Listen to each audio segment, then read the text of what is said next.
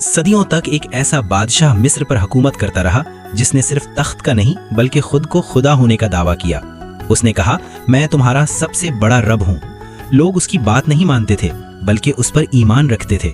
مصر اس زمانے میں دنیا کی سب سے طاقتور ریاست تھی، نیل کے کنارے بسا ہوا، جہاں فصلیں سونے کی طرح چمکتی تھیں اور شہر محلات سے گونجتے تھے جو پتھر کے نہیں بلکہ غرور اور تکبر سے بنے ہوئے تھے۔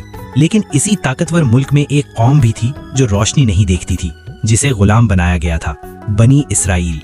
ان کے مرد دن رات پتھر اٹھاتے اور محلات تعمیر کرتے، اور ان کی عورتیں صرف زندہ رکھی جاتی تھیں تاکہ غلامی کا سلسلہ جاری رہے۔ فرعون جان بوجھ کر انہیں کمزور رکھتا تھا تاکہ کوئی بھی تخت کے خلاف نہ اٹھ سکے۔ ایک رات فرعون کے خواب نے اس کی نیند اڑا دی۔ اس نے خواب دیکھا کہ بیت المقدس کی طرف سے آگ نکل رہی ہے جو مصر کے گھروں کو جلا رہی تھی، لیکن بنی اسرائیل کے گھر محفوظ تھے۔ پہلی بار فرعون نے اپنے آپ کو کمزور محسوس کیا۔ اس خواب کی تعبیر سنانے کے لیے دربار میں نجومی اور ماہرین علم کو بلایا گیا، اور جب انہوں نے بتایا کہ بنی اسرائیل میں ایک لڑکا پیدا ہوگا جو تمہاری سلطنت کے زوال کا سبب بنے گا، فرعون کا غرور خوف میں بدل گیا۔ فوراً فرعون نے سخت حکم صادر کیا کہ بنی اسرائیل کے ہر نئے پیدا ہونے والے لڑکے کو قتل کر دو۔ شہر شہر تلوار چلی، ماؤں کی گودیں خالی ہوئیں، ہزاروں معصوم جانوں کا خون بہا۔ اسی ظلم کے دور میں موسیٰ علیہ السلام پیدا ہوئے۔ ان کی والدہ ہر لمحہ خوف میں مبتلا تھیں، لیکن اللہ کے حکم پر اپنے بیٹے کو دریائے نیل میں رکھ دیا، یقین کے ساتھ کہ وہ محفوظ رہے گا۔ ان کی بہن خاموشی سے پیچھے پیچھے چلتی رہیں، ہر لمحہ یہ دیکھنے کے لیے کہ بیٹا صحیح جگہ پر پہنچے۔ دریا کے کنارے حضرت آسیہ نے اس صندوق کو دیکھا، اس کے دل میں رحمت جاگی اور اس نے کہا، اسے قتل مت کرو۔ وہ سمجھ گئیں کہ یہ بچہ کسی بڑے مقدر کا حصہ ہے، اور یوں موسیٰ علیہ السلام کی زندگی کا تحفظ شروع ہوا۔ موسیٰ علیہ السلام کی پرورش محل میں ایک عورت کے ہاتھوں ہوئی جس نے انہیں ماں کی محبت اور دریا کی خطرناک راہ سے محفوظ رکھا۔ وقت گزرا، موسیٰ علیہ السلام جوان ہوئے، حکمت اور علم میں مہارت حاصل کی۔ ان کی پہلی آزمائش تب ہوئی جب شہر میں دو لوگ لڑ رہے تھے، ایک اسرائیلی اور ایک مصری۔ موسیٰ علیہ السلام نے بغیر خوف کے مصری کو ہرا دیا، اور یہ واقعہ ان کی عدل پسندی اور بہادری کی پہچان بن گیا۔ یہ پارٹ تقریباً 500 الفاظ کا ہے اور جذبات، مناظر اور ٹرانزیشن کے لحاظ سے مکمل اور رواں ہے۔ ویڈیو کے لیے 2-3 منٹ کی لمبائی کے لیے کافی ہے۔ اگر تم تیار ہو تو میں اگلا پارٹ لکھ دوں گا جس میں فرعون کے ظلم اور موسیٰ علیہ السلام کی نوجوانی اور مدین کی طرف سفر کی کہانی ہوگی۔ وقت گزرتا گیا اور موسیٰ علیہ السلام جوان ہو گئے۔ ان کی عقل اور حکمت میں نکھار آ چکا تھا اور اللہ نے انہیں علم و حکمت سے نوازا تھا۔ ایک دن شہر میں وہ دو مرد لڑتے ہوئے دیکھے، ایک بنی اسرائیل کا اور ایک مصری۔ بنی اسرائیل نے چیخ کر مدد طلب کی۔ موسیٰ علیہ السلام کے دل میں یہ آواز سیدھی اتر گئی۔ بغیر کسی خوف کے موسیٰ علیہ السلام نے آگے بڑھ کر مصری پر ہاتھ ڈالا اور وہ زمین پر گر گیا، دوبارہ نہ اٹھا۔ موسیٰ علیہ السلام فوراً سمجھ گئے کہ یہ قتل ہو گیا اور اللہ سے معافی مانگی۔ اللہ نے ان کی معافی قبول کی، مگر مصر میں یہ خبر پھیل گئی۔ شہر میں خوف اور شور مچ گیا۔ فرعون کے دربار میں ہنگامہ کھڑا ہو گیا۔ فرعون نے حکم دیا کہ موسیٰ علیہ السلام کو قتل کر دو، مگر اللہ کی حفاظت نے ان کی راہ محفوظ رکھی۔ موسیٰ علیہ السلام نے خوف اور امید کے درمیان مصر کو ترک کر دیا۔ صحرا کی گرم ریت، بھوک، پیاس اور سخت دنوں کے باوجود ان کا ایمان اللہ پر پکا رہا۔ راستے میں ایک پانی کا کنواں نظر آیا جہاں مرد اپنے جانوروں کو پانی پلا رہے تھے۔ دور دو لڑکیاں کھڑی تھیں، خاموشی سے انتظار کر رہی تھیں کہ مرد وہاں سے ہٹیں۔ موسیٰ علیہ السلام آگے بڑھ کر جانوروں کو پانی پلانے لگے اور پھر درخت کے سائے میں بیٹھ کر دعا کی، اے میرے رب، جو بھلائی تو میرے لیے بھیجے میں اس کا محتاج ہوں۔ کچھ دیر بعد ایک لڑکی موسیٰ علیہ السلام کے پاس آئی اور کہا کہ والد آپ کو بلا رہے ہیں تاکہ آپ کا شکریہ ادا کریں۔ یہ حضرت شعیب علیہ السلام کی بیٹی تھی۔ حضرت شعیب علیہ السلام نے موسیٰ علیہ السلام کو اپنے پاس کام کرنے کی پیشکش کی اور ان کی وفاداری اور قوت دیکھ کر کہا کہ میں چاہتا ہوں تم میری بیٹی سے شادی کرو، شرط یہ ہے کہ 8 سال میری خدمت کرو۔ موسیٰ علیہ السلام نے قبول کر لیا۔ یہ عرصہ محض وقت گزارنے کا نہیں تھا بلکہ صبر، رحمت اور عاجزی سیکھنے کا تھا۔ مصر کے شہزادے نے چارہ گاہی کی، تنہائی سہی اور دل کو نرم کیا۔ وقت پورا ہوا اور موسیٰ علیہ السلام اپنی بیوی کے ساتھ مصر کی طرف روانہ ہوئے۔ رات کا وقت، سرد ہوا اور بیابان میں خاموشی چھائی ہوئی تھی۔ موسیٰ علیہ السلام نے پہاڑ کی دوری پر روشنی دیکھی اور بیوی سے کہا، تم یہاں ٹھہرو، میں جا کر دیکھتا ہوں یا راستہ پوچھ کر آتا ہوں۔ قریب پہنچے تو آواز آئی، اے موسیٰ، میں ہی تمہارا رب ہوں، اپنے جوتے اتار دو، تم مقدس جگہ میں ہو، میں نے تمہیں منتخب کیا ہے۔ اللہ نے حکم دیا کہ فرعون کے پاس جاؤ جو سرکشی اور غرور میں ڈوبا ہوا ہے۔ موسیٰ علیہ السلام نے کہا کہ میرے بھائی ہارون علیہ السلام کو میری مددگار بنا دے۔ اللہ نے ان کی دعا قبول کی اور یوں موسیٰ علیہ السلام اپنے بھائی کے ساتھ فرعون کے محل میں داخل ہوئے، جہاں فرعون غرور بھرے چہرے کے ساتھ بولا، تمہارا رب کون ہے؟ موسیٰ علیہ السلام نے جواب دیا، میرا رب وہ ہے جو زندگی اور موت دیتا ہے۔ فرعون نے غصے میں کہا، تم ہمارے ساتھ کھیل رہے ہو، دکھاؤ۔ یہ پارٹ 2 بھی تقریباً 480 الفاظ پر مشتمل ہے، جذبات اور مناظر کے لحاظ سے مکمل ہے اور ویڈیو کے لیے 2 سے 3 منٹ کا اضافہ کرے گا۔ اگر تم چاہو تو میں پارٹ 3 لکھ دوں، جس میں موسیٰ علیہ السلام کے معجزات، فرعون کے جادوگروں کا مقابلہ اور مصر پر اللہ کے عذاب کی کہانی آئے گی۔ موسیٰ علیہ السلام اور ان کے بھائی ہارون علیہ السلام فرعون کے محل میں داخل ہوئے۔ فرعون غرور اور تکبر کے ساتھ بولا، تمہارا رب کون ہے؟ موسیٰ علیہ السلام نے پرعزم آواز میں کہا، میرا رب وہ ہے جو زندگی اور موت دیتا ہے، جو زمین و آسمان کا مالک ہے۔ فرعون غصے میں چیخا، تم مجھ سے مذاق کر رہے ہو، دکھاؤ کہ یہ طاقت تمہیں کہاں سے ملی ہے۔ فرعون نے مصر کے سب سے بڑے جادوگر بلا لیے۔ جادوگروں نے اپنے جادو کے مظاہرے شروع کیے، رسیوں اور لکڑی کے ٹکڑوں کو سانپوں میں تبدیل کر دیا۔ محل کے دربار میں خوف کی لہر دوڑ گئی، مگر موسیٰ علیہ السلام نے صرف اپنی لاٹھیاں زمین پر رکھیں اور اللہ کے حکم سے وہ حقیقی سانپ بن گئیں۔ وہ عظیم سانپ جادوگروں کے جعلی سانپوں کو نگل گیا۔ جادوگر خوف سے کہنے لگے، یہ جادو نہیں، یہ اللہ کی قدرت ہے۔ سب دربار والے سجدے میں گر گئے، مگر فرعون کے دل میں غرور اور سرکشی کی آگ اور بھی بھڑک گئی۔ فرعون نے کافر دل کے ساتھ کہا، میرا رب صرف میں ہوں۔ قرآن میں آیا ہے کہ فرعون ظلم میں غرق رہا اور اللہ نے اس کے عذاب کی نشانیوں کا آغاز کیا۔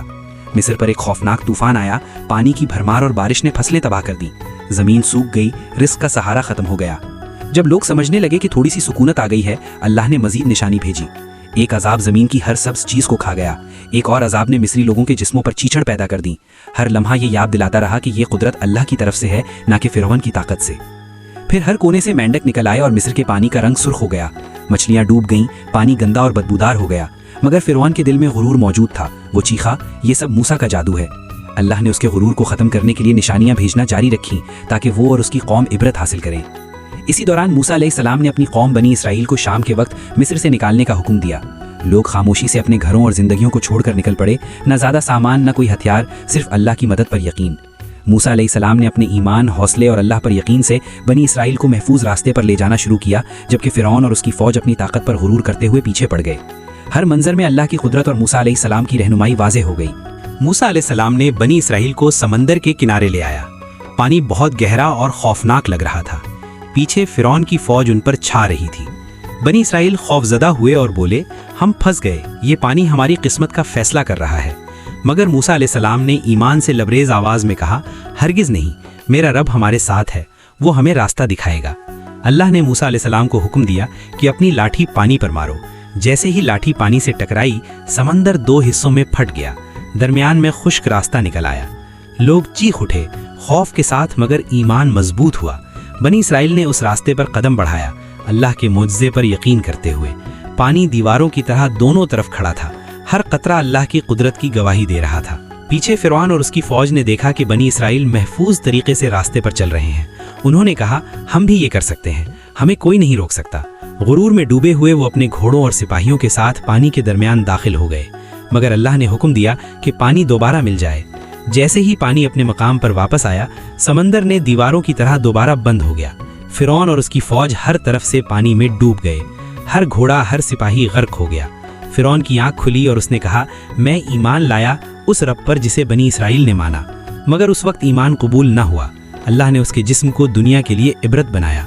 اس معجزے میں حضرت آسیہ، فرعون کی بیوی، کا ذکر بھی آتا ہے۔ اللہ نے انہیں ایمان کے سبب محفوظ رکھا اور جنت میں مقام دیا۔ یہ واقعہ دنیا کو دکھاتا ہے کہ سب سے بڑا غرور بھی صرف ایک انسان کی موت کے سامنے بے بس ہے۔ موسیٰ علیہ السلام اور بنی اسرائیل کی نجات اس بات کا ثبوت ہے کہ اللہ کی مدد اور ایمان سے کوئی بھی سب سے بڑے ظلم و جبر سے بچ سکتا ہے۔ فرعون کی سرکشی، اس کے جادوگر اور مظالم سب اللہ کی قدرت کے سامنے ناکام ہو گئے۔ یہ کہانی نہ صرف ماضی کا سبق ہے بلکہ آج بھی ہمیں یاد دلاتی ہے کہ ظلم، غرور اور تکبر کی کوئی قیمت نہیں اور اللہ کے حکم کے آگے سب بے بس ہیں۔ بنی اسرائیل کی حفاظت، موسیٰ علیہ السلام کا ایمان اور فرعون کی عبرت آمیز موت ایک ساتھ تاریخ میں نقش ہو گئے۔ فرعون کی ہلاکت کے بعد بنی اسرائیل آزاد ہو گئے۔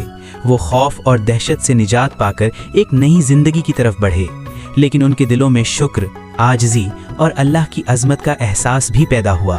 موسیٰ علیہ السلام نے اپنے قوم کو سمجھایا کہ یہ آزادی صرف اللہ کی رحمت اور فرمانبرداری کی بدولت ممکن ہوئی ہے۔ اب بنی اسرائیل کے لیے سب کچھ نیا تھا، نئی زمین، نئی ذمہ داریاں اور نیا راستہ۔ موسیٰ علیہ السلام نے انہیں نظم و ضبط، عدل اور اللہ کے احکام کی پیروی سکھائی۔ ہر دن ایک سبق تھا۔ जुल्म से बचाव, सब्र और शुक्रगुजारी और अल्लाह पर कामिल ईमान।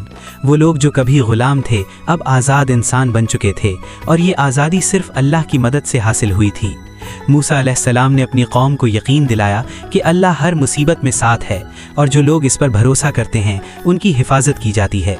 उन्होंने बनी इसराइल को ये भी बताया कि ताकत, दौलत और तख्त गुरूर की अलामत नहीं बल्कि आजिज़ी, ईमान और अल्लाह की इताअत में ही हकीकी अज़मत है। हज़रत आसिया की मिसाल बनी इसराइल के लिए एक सबक बनी। वो जो जुल्म व जबर के घर में भी ईमान और सब्र के साथ जिंदा रहीं, जन्नत की नसीबदार हुईं। ये दिखाता है कि अल्लाह की राह में सब्र और ईमान सबसे बड़ी ताकत है और सबसे बड़े जालिम भी अल्लाह के फैसले के सामने बेबस हैं। अब बनी इसराइल ने समंदर के पार अपने नए घर की तरफ कदम बढ़ाया, दिल में अल्लाह का शुक्र, ज़बान पर दुआ और कदमों में ईमान।